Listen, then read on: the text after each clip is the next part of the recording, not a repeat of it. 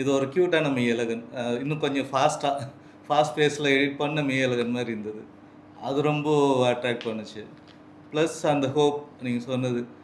எதுவுமே இல்லை, ரிட்டர்ன் டிக்கெட்டே இல்லைடா அப்படின்னு சொல்லி அனுப்புனவன், அதுவும் அவனுக்கே தெரியாமல் அவனுக்கு இன்ஜெக்ஷன் போட்டு கோமாவில் தூக்கி போட்டு அனுப்புனவன், லாஸ்ட்டில் பூமியை காப்பாற்றணுன்ற ஒரு ஹோப்போடு இது பண்ணுது. அப்புறம் அது பூமியை காப்பாற்றுறதுக்கு ஒரு இது பண்ணிவிட்டு திருப்பி இல்லை நான் ராக்கியும் காப்பாற்றணும் அப்படின்ட்டு ஓடினது. அதெல்லாம் வந்து நம்ம நிறைய வாட்டி செல்ஃபிஷாக யோசிப்போம்.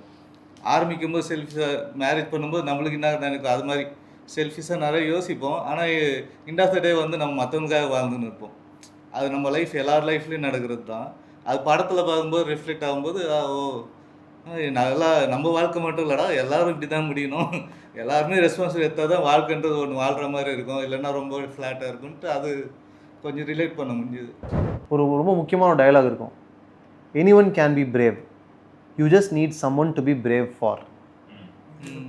இப்போ முக்கியமாக இதில் இந்த புக்லேயும் சரி படத்துலையும் சரி ஒரு ஐடியா ரொம்ப சிமிலராக இருக்கும். என்னென்னா, இவன் வந்து ஒரு ரிலக்டண்ட்டான ஒரு ஆள் தான்.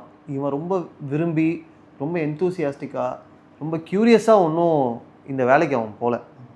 இது வேணான்னு இருக்கிற ஒருத்தவங்க தான் அந்த சுச்சுவேஷனில் போடுறாங்க. இது ஒரு யூஷுவல் ஹீரோ ட்ரோப்பு தான். இது நிறைய படங்களில் இருக்கும். எனக்கு இதுக்கு சம்மந்தமே இல்லடான்ற ஒருத்தவங்க தூக்கி உள்ளே போட்டு அதனால் ஒரு ட்ராமா வருது இருக்குல்ல, அப்படி தான் இருக்குது.